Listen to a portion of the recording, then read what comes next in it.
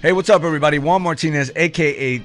Dr. Love. And I'm Stephanie Martinez-Ray. And you've just joined us on This Is Real. And so today... We also want to thank all because you support it through books, that's but true, then we also true. got people who partner and sponsor to help so that we can get on the Pando app. Absolutely. So that we can, so go ahead and share. So we want to thank all our partners. And thank you for the... We want to thank all our partners. So having you put a Puerto Rican on a couple cups of coffee, you know.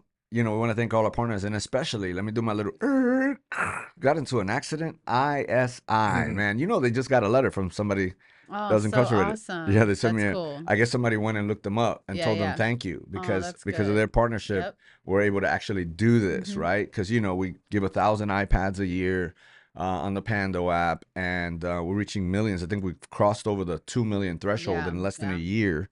And, you know, people, we have it inside the walls, outside the walls, because people are at our church now. We're developing things to do that, you know.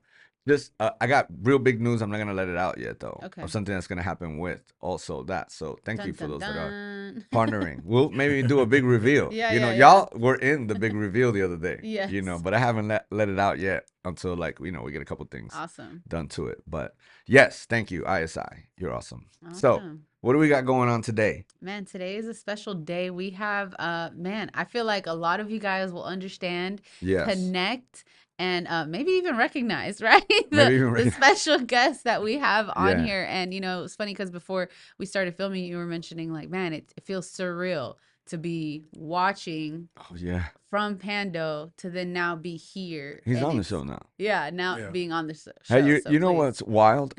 Before we jump into our guest, you know, I had this experience, right? For me, I was watching a lot of TBN. And then one day I was like, I was a host. And so I had the card, you know, the cue card. And so they're doing all the professional stuff. And I just sat there and I just started crying, right? And so the lady, she's like, are you okay? She's like, you know, here's the host dressed up and everything. And she don't know my past. So she comes and she goes, are you okay? And I'm like, yeah, I'm fine. You know, she's like, why are you crying? I'm like, well, because at one moment, I was watching TBN, and then in the next moment, I'm sitting here in a suit. I was in whites, watching, you know, thinking, no, you know, oh, wonder whatever happened with my life, and now I'm actually on television and I'm hosting the show. So that was huge to me, right? You know, before I had a vision of this. I had a vision of this before, and to the point where I even got a JPay from a friend, Derek Ostrike, that says, are you on Get Wrapped yet? Because we always spoke about this. I had this dream that it was a church that had its own barbershop, its own stores, and then you preached on it later, and it blew me away. And we spoke about it when we went to church, and it just, and it's part of my prayer to stop being excited about the big things that God does. Because we should be expecting that. So, you know, people asked me, you know, you're nervous, and it's Pastor Juan, and it's to get real. You know, and I mean, not get real, but this is real. But, but I'm like, I'm not, man, you know, because I expect this. You know, and I can't wait to see what God takes you guys and takes us and takes this day. So tell everybody, what's your name? Man, my name's Albert Prado. Some of you know me from the inside as Pastor P. Some of you know me as just plain old Albert. And my good friends, they might call me some different stuff we won't talk about.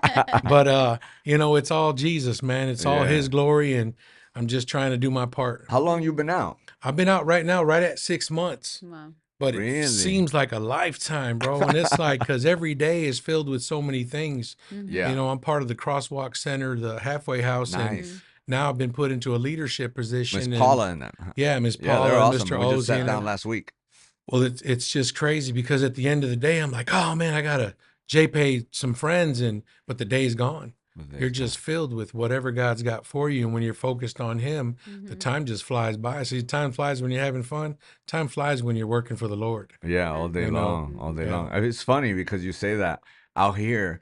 There's so many things to do, and it's times like flying. And in there, you know, one day feels like a month. You know, a year feels like 10 years. But out here, it's like it's going so fast. You know that it's like shorter. You know, it's kind of the opposite, right? And this is my first summer out in almost 30 years.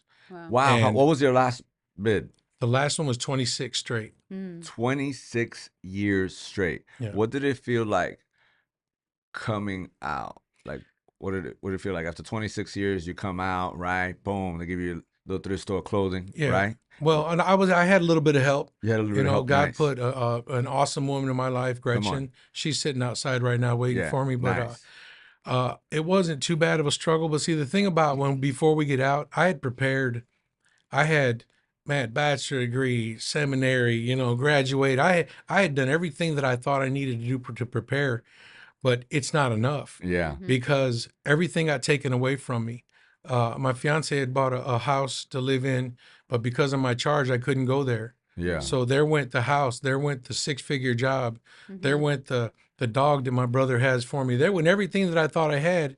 And then I went to Fort Worth Transitional Center. Yeah. Where there was fentanyl overdoses, people getting robbed, people getting stabbed, people coming in and out of your room because they're so whacked out on methamphetamines, they don't know where they are. Wow. And this is like a halfway house? Well, it's a transition center. Yeah, it's not a home. It's a big old empty, it used to be an abandoned hotel room. Wow. Yeah, and this is why we need our land. This is why, man. Hey, not for nothing, there's not a lot of times that I use the word hate, but I hate that. I hate that it's almost like you're set up, like especially when you're coming out of state jail. That's not like TDC, right? You're doing day for day. When you come out, they drop you off where they picked you up. Yeah. And I always thought, like, why would you drop? Like, I get dropped off and everybody's there, like, what up, New York jail? I'm like, this is bad. I'm right back with my old friends, and I've always failed because of that, and it bothers me, man, that there's not something like that's what I like about Crosswalk. We were talking last week where they were like, hey, we try to find places that are not like that. Yeah. That are in front of the crack house or in front of I just think, anyway, go ahead. Well, and it's like you say about the prison break. Yeah. You can get a guy in the cleanest area in Fort Worth, in Houston, in Dallas, whatever. Yeah. But if he's not free on the inside, he's going to find what he needs to try to fill that spot that the Holy Spirit wants to fill. And when these people are coming out from prisons and they're really free, the prison out here of the soccer mom that's hooked on fentanyl because she had a bad back and was on pain pills, she's in a worse kind of prison than bars and wire and gun towers. There are bars around your heart, around their spirit, man. They're just locked up. But I don't know. Just everything's it's a slow process. I'm working part-time right now. Yeah. I believe that God gave me the gift of gab, the gift to communicate and convey a message when he gives it to me. And so now I'm working for a state representative. I won't mention the name. I don't know about the politics and all that, but we're gathering support for them. And God's given me the ability to make some money by communicating. Yeah. And then he's given me the ability to communicate with these 20 men in this house that now I'm a house manager of. Yeah, that's nice. But it took going through that almost 30 years of pain, of torment, of smoking hot summers. Every time I walk out in the heat, I almost cry. Because I know what the guys are going through. Yeah, no, I know. Them summers in there ain't no punk, man. And every time I come out, my fiance looks at me and she's like, just take a deep breath. They're okay. They were where you were. They're going to make it like you made it. And I'm like, thanks, babe, thanks. You need to make it out here. Yeah. Because that was my whole spiel on the book thing, right? Yeah. Like every time something has gotten hard for me, it gets hard for me, but I still push through because I know that every time I move a step forward, somebody else is taking a step because I'm giving hope. Without a doubt. Yeah, obviously the Jesus in us, but you still have to put forth the effort. So every time we like when I win, I hear all these people going, go. Yeah. So it kind of keeps you going, So the enemy might try to knock you down, but you have to constantly think like, okay, there's another guy that's gonna get out. It's gonna be 26 years, and if we go, then they're like, nobody can make it. Yeah, there has to be guys like us that continue to be a light in this world, right? So that people can believe that Jesus is real. Yeah. And that's the thing about where I'm at now with the Crosswalk Centers, that success to us isn't that you get a job. It isn't that you make good money, that you get a fiance, a wife, a big car. Yeah. It's that somebody can look at you and say, man, I want what he's got because of what you exude of God's glory. Yeah. We want you to be a success story because your lifestyle is a game plan that's filled with Jesus Christ. Absolutely. And man, we're making the path for people that are coming out. And good. I just can't wait because they always said the next revival is coming out of the prisons. Ooh. Well, it's happening now. Yeah. The glory. It's happening now. Oh yeah, definitely. So Albert, what was the main thing that you feel broke off from you in those 30 years, from the initial, incarceration and leading you to that path to even, be in a place of a 26-year bed. You know what I mean? So Yeah. what did that look like for you? Come experience the love that will change your life every Sunday at Get Rap Church. Visit us at 23221 Alden Westfield Road in Spring, Texas, 77373 for 3 services at 9 a.m., 10:15 a.m., and 12 p.m.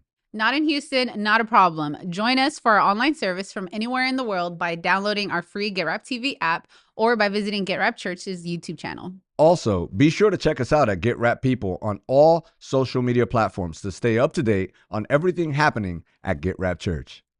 That was good. If I understand your question right, what broke off finally was, of course, from my childhood. I was beaten severely. Like I said earlier, we weren't allowed to cry. Yeah. And my earliest memory is of me watching my mom get beat down and my brother screaming at me, don't cry, because he knew that if I cried, he'd get beat. My dad wouldn't take it out on me. He'd take it out on the other one. And so coming up in that kind of household, there was a point where at one point I was molested as a child and I was very angry. And so carrying that anger all throughout the situation and then getting to prison and having the kind of charge I had. What was that charge? The charge was indecent with a minor. Okay. Back in the 90s, in early 90s, man, you were looked at, even if you were stiff, cool murderer, because murder's cool. Yeah, no. And this is why we want to ask you about this, because I feel like, murder, cool. You were a drug dealer, cool. Yeah. Everything. Yeah. But Forgivable, indecency with a minor, forget about it. Like, there's no hope for you. There's no Jesus for you. This is what I'm loving about this story, that I want to see how it plays out, right? Yeah. Because a lot of times, and I get it and don't get it, right? Because it's like, can that guy kill again? Sure. Can that guy go sell drugs again? Yeah. Yeah. But it's almost looked at that's okay. Yeah. As long as the indecency when a minor don't do that again. And obviously we don't want nobody to do any of those things again. I'm not saying that that's a good thing. Yeah. But I am saying that Jesus died for you too. Yeah. Exactly. Right? And so tell me a little bit about that. Like what you were explaining. Yeah. Well, the thing about it is that, when you come into prison, and I went to Cofield in the mid 90s, and Cofield was hardcore. The first day there was 2 guys murdered. There was a war going on between 2 Hispanic gangs, and that's a whole other story because they want me to join a gang, and I'm like, you're killing each other. Why would I do that? But anyway, there was a couple murders and a big war going on, and because of that, I wasn't looked at right away because I come from the Chicago area, from Northern Illinois, and I was a disciple in the world, and it's a predominantly black gang in Chicago. Yeah. But in Illinois, it's Chinese, Mexican, Puerto Rican, whatever. We're all, mixed up. Said Puerto Rican, and I wanted to do the right. But keep going. Yeah, and I almost heard a but anyway, so getting there in the middle of a war, I was kind of overlooked. Yeah. But then there came a point in time where the raza was like, "Hey, homie, what are you in for?" And back then, I wasn't this big, fat, bald-headed guy. I was big chest, shoulders, boxed in the world. And I'm like, man, get out of my business, homeboy. That's what I'm in for. Yeah. And they're like, well, you're going to fade this corner. Well, let's do what we got to do. Yeah. And man, I broke this hand. Fade the corner. Is throw some hands. Yeah. You're going to get a heart check. Yep. You're going to get in that paint, get in the chute. I mean, we call it different things. Yeah, but totally. Strap up. And back then they did what's called backdooring you. You got your own race first. You fight 2. Then you fight 2 black and 2 white. Yeah. And so you're not going to win. Yeah. And if you break, you're going to be something that you don't want to be. Yeah, totally. And you're going to have a lifestyle that's definitely different than you probably ever imagined. Yeah. And, but I got out there, did what I had to do. And from that day, I had respect, worldly respect. Yeah. And I carried that on because I was in a jungle. Yeah. And it's crazy because the other day, it's not crazy, it's Christ. Come on. But the other day, we're sitting at the park in a blanket. It's just a nice day, man. And man, this is freedom, y'all. Yeah. We went to Subway and we're just sitting in the park on a blanket, man. And it wasn't even comfortable. Come on, what kind of sandwich? But I was free. What kind of sandwich? I got the American turkey with wheat bread. I'm trying to do a little more healthy. Hey, come on. But I said, babe, you want to hear what prison sounds like? And I played this song, man, and it's Welcome to the Jungle. Yeah. And there's this one part where it just rah, rah, and I had an anxiety attack. Yeah. because it shot me back. It's so real. It's so dangerous. Yeah, you're shooting me back. And then and then with that charge hanging over your head. Yeah. Every time somebody new comes in the dorm, man, I wonder if this guy's gonna jam me up. Oh, totally. Or all day long. Or if this guy's gonna hate, sex offenders, or you even at your work. It's the same way out here. Mm-hmm. People say that X on your back doesn't matter or the SO doesn't matter. Man, I applied for a 6-figure job. They did a background check, got the wrong charges on there, and they were like, "Oh no, we can't accept any of that in our company." Oh yeah, totally. And it's like, oh, bro, but that's but that X will turn into a cross, right? Oh, without a doubt. It flipped mine. Without and so a doubt. I see the plan of God, but I remember kind of like I couldn't, I didn't get a job anywhere, but God had, like, he was veering me to what I'm doing now. I'm kind of glad I didn't start working at the Broken Egg, right? Because well, and look, like yesterday I got to teach on the Lord's Prayer, the model prayer, and it says, "Give us this day our daily bread." Yeah. Mm-hmm. And I'll tell you what, there hasn't been a day, I've been doing part-time work, and there hasn't been a day that we haven't been able to give. Yeah. And I've never been hungry. Yeah. I've got new clothes. Come on. I got a little bling going on. One of my homeboys made me this, and that's my graduation ring. But all day long. But I got a key, my first key. Yeah. My very first key. To a front door. Oh, and you got a badge? What's that? Well, yeah, that says what does that say? That says, excuse me. It says, no, State of Texas pastor Albert Pra, Level Up Prison Ministry. My friend Michael Kitchens made me this. That's dope. He could even do one that says "Get Rad." Hey, we're gonna need one. Hey, we all want one. Yeah, we all want one. We'll buy it off him. I'll holler at him, man. Yeah, no, totally. Look, I never had a badge. You know what I'm saying? I want a badge. Hey, look at. Hey, what's up? Yeah. Hey, but check it out though. But my fiance, she's kind of convict. She did some time, and she's like, "Oh, now you the popo." I'm like, "Yeah, I'm the popo for Christ." That's funny. Yeah. Hey, but anyway, back to the, living all that torment. I went to church one day in Cofield, and we were gonna sell this dude, and that's what it means. We were gonna sell this dude to an organization that was known for buying people and doing all kinds of crazy stuff. So you're with trafficking them. Up in. We're trafficking there, and I got some cocaine on me, and I got some cash, and I got a shank, and man, this old Pentecostal preacher started talking about separation from God, and it got my attention. And the picture that he painted of being eternally separated from perfect love, it got me, because I always used to sit in church and hear about this heavenly Father, and I'm like, man, my father beat me, man. Why would I want another father? Exactly. My father wasn't there. But then this dude was talking about this Father who is pure love. Mm-hmm. And man, before you know it, I start shaking, man, and I get up, and the homeboys are like, man, sit down, fool, you drawing heat. Man, I start taking stuff out my sock, my back. We only got one pocket, my back pocket. And I tell that kid, man, you're free, man. If anybody messes with you, tell them you're still riding with me. And man, I start going to the front, and it was that all men will be drawn unto me when I'm risen. Wow. And I felt that tug, and I'm crying, and I'm telling my homeboys, man, I don't know what it is, man, but y'all got to get some of this. Yeah. But right after that, I didn't have any discipleship because the Christians still saw me as that dude that when you come on the block, you're brand new. Hey, homie, don't go put your bags away yet. Come over here for a second. We need to talk, because you might have to break us off some of them groceries, And I was that dude that we were checking people in and beating people up and putting people in rides when you put them under your arm and you're our property now. But them Christians were seeing that, so they didn't want to mess with me. So I went right back into my madness. Got my head busted, got 8 staples in the back of my head, got shipped to another unit, and man, went to this thing called Kairos. Yeah. And met this lady that I call my mom. She passed now, she's with the Lord. But Mama Alice, man, I guarantee right now, hundreds of men's ears just perked up when I said Mama Alice. She was that kind of woman for the Lord behind the walls. And but I had a brother one time say, hey man, do the whole day room a favor. And I was like, what's up? He goes, go to your room and shut up. And I was like, what? Go to your cell and shut up. Just listen to your thoughts. Because I came in from church laughing because this gay dude got slapped. Yeah. And he's like, didn't you just come from church? Didn't you just bring a word last week? But I didn't have no fellowship. I didn't have no discipleship. But this dude said, I want to walk alongside you, bro, if you'll let me. And Luis Espinoza, a.k.a. Oso, man, this dude mentored me, bro. And nice. We were at odds at first when we first met because of different philosophies and ideas.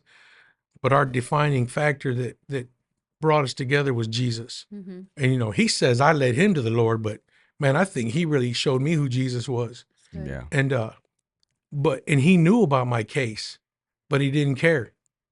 And there's people like that that don't care. That's why you're on the show, baby. Yeah, and exactly. And people that have that charge, or those charges, you got to understand that that's not who you are. That's who the devil wanted you to be. Yeah. That's who the devil wants you to die as, wrapped up in that madness. Totally. But God will cleanse you from that. And I know that those kind of scars, they make you want to hurt people. They say hurt people hurt people. Totally. But man, God took the ultimate hurt in the form of Jesus Christ on the cross, and he'll take that pain, because all it is shame. You know, but you didn't ask to be hurt as a child. Yeah. You didn't ask for that. You didn't ask to be beat up, neglected, abandoned, to be hooked on, be a crack baby. You didn't ask for none of that. Yeah. And man, I'm telling you, God does not want you in prison right now looking at This Is Real. Pastor Juan and the whole crew, he wanted you to die before you got to this day. Because this day you're going to know about prison break. You're going to know about them keys. You're going to know about you got a home key coming too. You know what I'm saying? Yeah. And a badge with your name on it if you want it. Michael Kitchens, get at him, Ramsey unit. But man, the shame, man, just keeps them wrapped up. How do you deal with that right now? Like I heard you talk about, hey, you were trying to get jobs and stuff. Like, what is that? And I know you're overcoming, right? But there's some probably real feelings that happen. Like, boom, you go get this job, you excited, right? And then that jacket kind of like gets held over your head. Yeah. How do you deal with that? Because I know you know that your identity is in Jesus. Sure.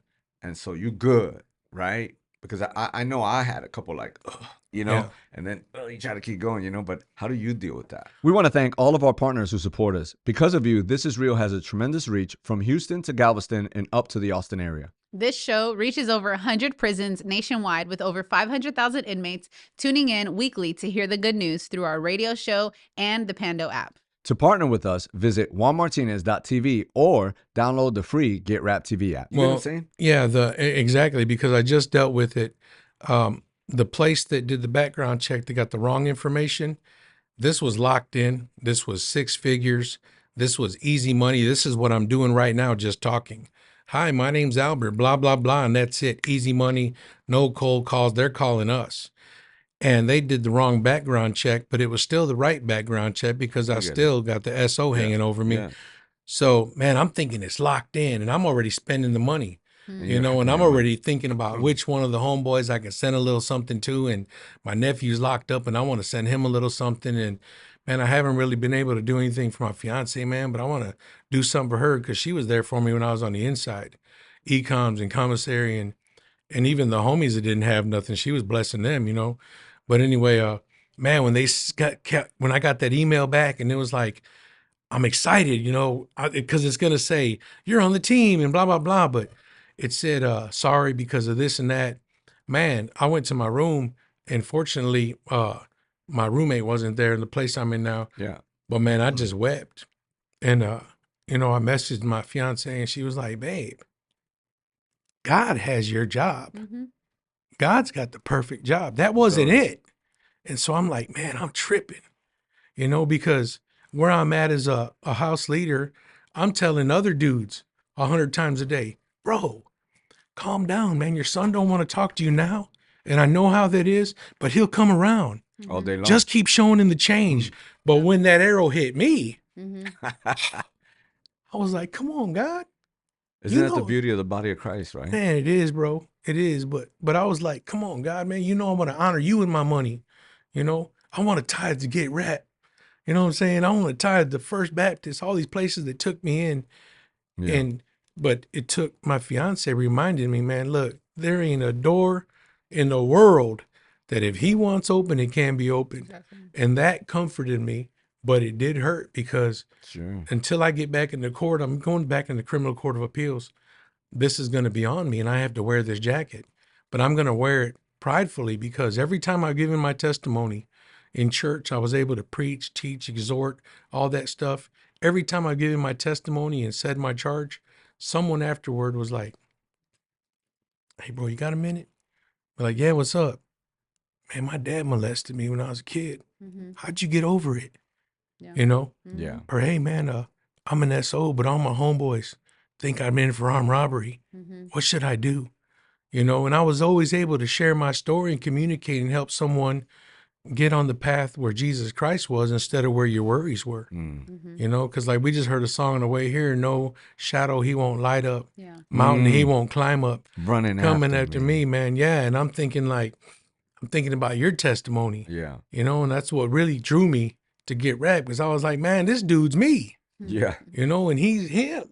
Yeah. And, you know, and he's her. You know what I'm saying? And it's the testimony and blood of the Lamb. Come on, man. You know? Hey, listen, let me ask you a question. Yeah. If you know, you got the attention of all the inmates in the nation right now, right? The attention of all the inmates. That's who I want you to talk to right now, right? Because, you know, obviously we're on YouTube as well. And so if you're listening on YouTube, this is great also. Yeah. But right now, I want you to do two things. The first thing, oh, you know what? Hit him with we're going to let him do Dear Younger Me just for giggles. And then I'll ask one more question and then we'll wrap it up. Yeah. So, Albert, if you had to go back in time, right? We pulled up the DeLorean. You know, go like back a Back in to the time. Future. Yeah, without a doubt. Guy with the white hair. Yeah. If you could go back to any age, what age would you go back to? What Albert would we encounter, and what piece of advice would you give him? Yeah, what piece of advice? Yeah. Man, I'm excited about this.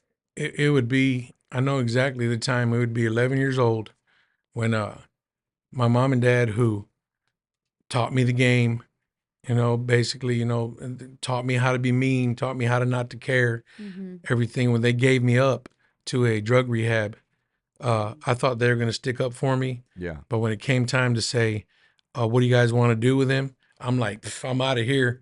They said, we got his clothes packed in the trunk. And it broke something in me to where in my head, I was like, you're dead to me. Yeah. You're not my parents. I don't have anything for you. And I went down such a dark road. How old were you then? Of violence, 11 years old. Okay, wow. So I want you to talk to that 11-year-old right now. Man, mom and dad don't know how to be a mom and dad. They don't know what they're doing because they didn't have a mom and dad that taught them how to love. Your grandpa taught your dad how to be violent. Your grandpa taught your dad how to hustle. Your grandpa was wrapped in perversion and filth and alcohol and drug abuse, and that's all your dad knows. Your dad doesn't know how to love you. Your dad doesn't go to your baseball games because nobody ever had a baseball game for him. Your mom doesn't know how to love because her dad beat her. And your dad beat your mom, and that's all she knows is love through abuse. And everything that you're seeing is hurting you, but it doesn't have to, because it's not your fault. You're just a little kid in a bad situation. You're just a little kid who deep down inside doesn't want to be loved, doesn't care about anything, but even deeper down inside, you know that you need love. And it's time to ask for it. And stop just being violent, because violence is going to lead to more trouble. It's not your fault. You didn't ask for this life, and you can turn away from it. And that got me. It's good. I think most people today are still that little boy, you know, like, you know, your belief drives your behavior. So I think most people, when you don't like your behavior, you got to ask what some of your beliefs are. And some of your beliefs have came through pain and traumatic experiences, right? So you think you're living this, but you're actually still living here, right? Because that's what they learned. That's what you knew. Yeah. Hey, man, we love you, Albert. We love your testimony. We're excited to see what God is doing in your life. Now, I want you to do one more thing. I want you to encourage some of these brothers that are going, oh, man, that's Albert on This Is Real. I want you to tell them, brothers, something. Encourage them, right? You out here now. Yeah, definitely. And it might be a little hard, but you got a lot of people cheering you on. You can look right over there to that. Right in this camera right here? Sir. Yep. All right. Man, Derek, Pastor Gates, Kitchens, a.k.a. Kitchy Poo. Ain't nothing soft about that. That's my dog. So many others, man. Joey, Smurf, G.O.D., all you guys that are taking your time to make sure that we were okay. Joey with sacrificing every moment for Toastmasters and finance class, and Smurf for what you do with the different communities. And you guys are pillars, but you're where you need to be. But the guys that are still struggling, man, I struggled for most of my prison sentence because I was focused on the hate. I was focused on what I thought prison wanted me to be, G'd up and, stiff dude, wanting to fight, wanting to argue with everybody. But man, my biggest thing that I think I could say, man, without, it may not be as holy as I thought it wanted to come out, but this is deep in this way. Wherever your circle is, whoever you're in a circle with, man, listen to what you're talking about. Because for years, my circle was negative, so I would talk negative. If you're the smartest guy in your circle, find a better circle, find a different one, because you need to keep learning. And what helped me was people like the guys that I mentioned that took the time. And there's field ministers, there's guys that work in the church that aren't just riding out the AC. There's guys that really care in there. There's guys that want to help you, but you got to want help, because none of you wants to go to bed hurt. None of you wants to go to bed in pain, in shame, wrapped up in guilt. Every one of you needs to experience the forgiveness of Jesus Christ. And I'm telling you, my first few years, I was in gangs. I fought, I've been stabbed, I've had my head busted open, I broke this hand 5 times. I can't even hold a pen right anymore in that hand. And there's better. Don't settle for what they give you. Take freedom, take salvation, make that prison break, like this book cover says. Man, I'm drawn to that, man. Let me see that book cover, because look, man, it's got a brain on the front, man, and there's chains breaking off of it. Come on. Our brains a lot of time are wrapped up in how hot it is today, and they should fix the vents. Man, today's going to be over before you know it. In your bad situation, you can still encourage somebody. Mm-hmm. Be the encouragement, be the example that changes someone else's lives. Come on. And when you get out, man, it's not easy. The second day I was out, I cried trying to make a phone call. Come on. Because I'm pushing it, but you got to swipe it. And I didn't know. I cried. No, I'm crying now. I just remember stuff you don't know how to do. Yeah. That you get frustrated. Man, first time I went to pump gas, I trying to put the nozzle back in the credit card place. And my fiance's laughing. And I start crying, and she goes, "Babe, I didn't mean it." Oh, yeah. I said, "I don't know what I'm doing." And it's hard for you guys that did a long time. I did almost 30 years. Yeah. And it's not easy, but if you guys seek help, ask for help, swallow your pride, because I didn't. I thought I had it all figured out with my seminary bachelor degree. Oh, yeah. And man, forget the theology, man. Y'all get that neology before you get out of here, because if you're not on your knees in there, man, God's going to allow, not make, but allow a situation in your life to where you humble yourself so that he can exalt you. That's good. Because he wants you exalted, because when Christ is risen, all men will be drawn unto him. Then his glory can be shown. All day long. You know, and the book is, I believe everybody got keys. Yeah. I believe everybody got keys, but I believe that there's people with keys that can give them freedom, and they're sitting in the cell. Yeah. People in prison will run out, if you give them keys. Yeah.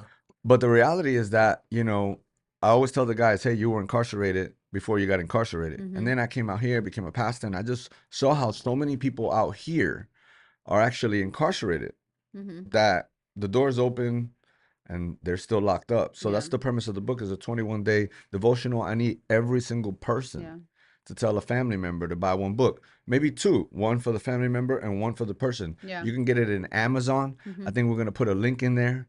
And man, just imagine, come on, Lil Juan with a bestseller. I appreciate that. I appreciate everything you're saying. I mean, he made on the cool, like every time he said something, I started crying because I've been out since 2009, right? And it's just sometimes I sit in my house and it's surreal, and I'll have moments, because I'm like, I don't believe that I got out of an 8x10, and that I used to think in the beginning, I used to always think, well, it was so good that I would say, maybe next weekend this all falls apart, maybe next weekend this all falls apart, and I went like that for a while, like without nobody knowing, right? In my own heart, I'd be like, okay, this is getting really good. Like, I had good friends, I had good people around me, right? And I'm like, okay, when is this gonna end? Because you know what I'm saying? I say one more thing. Yeah, sure. Man, that fellowship we got inside. Yeah. We were driving by this big old building back from Galveston the other day, and it looked like a jail. Yeah. And there's a song playing that we used to do in the choir, and I looked at that jail and I said, "Babe," I said, "I miss it on the inside." Yeah. And she goes, "You want to go back?" And I said, "I don't know." because it's just so different, man. You don't have the fellowship, man. We could be in the dorm and I could look up and see one of the brothers be like, "You hungry?" Yeah. And then he saw it and he's like, "What are y'all doing?" And then before you know it, man, we got a full-blown feast going on and we're fellowshipping. And, you know, there's times I wake up 2 a.m, panic attack, don't know what's going on. And I wake up my homeboy Derek, not without blinking an eye, man. He's, "Father God, wrap us up in your love right now and manifest whatever you have that's going to break these chains." And just, man, it's not out here like that, man. Yeah. Everywhere. But you find it though. Yeah. Let me help you with that a little. Cause I'm there. I'm there. Right. So I'm speaking to you a couple of years later. Yeah. Right. It's out here. Right. Cause that's what our hangout's all about. Well, like, yeah. We do all that definitely. Stuff. But in the beginning, it totally feels like you're saying because it's new. You know, new people. Hey, how's it going? You know, Pastor Juan. Hey, you know, it's new. Everything's new. People are still feeling you out. Are they going to accept you with the jacket? You know, there's all this stuff that's going through your head. So the connection doesn't feel as tight. Yeah. When you're in there, you know, we joke around that I go, I want land and I want to put houses and we're all living in the same area. Yeah. So, but you get that same type of, hey, what are you doing tomorrow? You know? You have that in there like instantly. You know, when you're out here, you got to find a place and I feel it takes intentional effort, you know. Also, I think not only people who come out of being incarcerated, but even just people who are new in their walk with Christ, they feel like just because you enter the same building that, all of a sudden everyone's going to invite you to all of the birthday parties or to hang out to eat. But it takes effort, it takes intentionality, and it takes some time, you know. And I just wanted to speak into what you were saying, right? Because I feel that for those on YouTube or on the app, right, who maybe haven't been incarcerated, don't know any of the lingo like myself of what they're talking about. But the substance, the core of what we were addressing, you know, I shared, and I think we just talked about it the other day, briefly, but we do that as believers. Yeah. We think, oh, well, that person is having sex before marriage, but you're lying at work. Or, you know, this person is doing drugs, because that was my struggle whenever I first met Pastor Juan, where I'm like, man, you know, my brother's this, my brother's that. And he's like, well, what about you? You're still doing this and you're still doing that. Yeah. Where do we get the thought that we can put sin into categories? Yeah. You know, the sin is the sin. Good. So the murderer, the sex offender, you know, the thief, all of us. And like you said, the soccer mom, the softball dad, all of you guys, if you're you know, pride, you know, struggling with lust and struggling with all of those things like that you may not see, right? There might be, like you guys said, a jacket, but there's something that, it was funny, we mentioned it, like a closet, right? You might have a hidden sin that isn't visible or isn't gonna pull up on a background check, but the Lord sees your background check. The Lord, hey, the Lord's like, let me see those papers. You know, he sees it. And so, you know, if you're cheating on your wife, or if you're lusting at work, or, you know, being prideful or being dishonest at work, all of those things are the same. And so without any of the criminal history or prison thing, as believers, we should walk with that same empathy and grace to others and say, man, you know, I'm not better just because I sin different than you. You know, that's and really so God's forgiveness and repentance is true. So as long as your repentance is what we're talking about, right? Change your mind. Authentic, then all of us, you know, we're on the same level playing field, you know? Hey man, where's that dude at? Give her, give her some of that, man. There you go. That was like a hallelujah moment. That was live, bro. That was everything. Well, and interesting enough, you know, we started with the whole book thing. Yeah. That's what the premise of the whole thing is. Yeah. Because we think everything you talked about is true when we're incarcerated behind bars. But when you have these bars or these chains and you're locked up in here, that's the same thing. It's all the same. Yeah. Except that what was inside, you know, we wound up, you know, unbelief will keep you going in circles. Let's say that everybody gets locked up again and again and again. Over here, you get in the same relationship again and again, or in the same. We call it crime, but we're all busted of a crime if you really think through the gospel, right? And then he comes and he takes the cake. Y'all take it for him, right? And boom, oh what? I'm free, and that's what this whole thing is about. So I appreciate you being here. I appreciate you being bold, and sharing your story. Oh yeah, I appreciate you fighting the fight. And you got brothers that believe in you, man. We're here. You know, we all get busy. It just takes a little time, right? A little intentionality. Definitely. I think Pastor Stephanie said it best there. And man, keep doing what you're doing. Yeah. You know, I hope all the brothers got to see you today and they all excited. Yeah. They're like, I was doing good. Because I know sometimes the brothers are like, how's this person? Yeah. How's this person? You know? And you know, for wherever you're at in the nation, if you can come visit Get Wrapped, I'm talking about from the receptionist, from Nina to Miss April to Ernest to everybody, the crew. Man, look, but we used to recommend stuff on the Pando app for people. Yeah. Man, them people are fake. Man, they're just on there. Yeah. Man, I'm telling you, man, ain't nothing fake about Get Wrapped. Oh man, you're gonna feel the love when you get there, man. God bless you and thank you. God bless you. Thank you so much. We're gonna give some shout outs. Yeah, okay. We want to shout out some of the units. Christopher Lynn unit in Wynn unit as well. Jonathan Mancias in Dallas. Dylan Weber in Arizona. Robert Ortiz in Guri unit. Thank you so much. Paul De La Rosa watching on Pando. We appreciate you guys so much. Jesus Herman in Robertson unit. Thank you for reaching out. And Alan Oliver in Okaloosa. We appreciate you guys. Thank you so much. Man, we want to thank every single person that supports, watches, prays for. This is real. There's going to be a lot of things. Tell your family members that out here they could watch what you're watching on Pando on This Is Real. Launching some incredible things here soon, even on the This Is Real channel, like marriage stuff and all that. So stay tuned. Real people, real problems, real solutions. This is real. Peace. Man. And that's a wrap. Thank you. This is Real Family for joining us. You can be a part of the crew by following us on social media or writing us at P.O. Box 671-626, Houston, Texas 77267. And don't forget, stay real.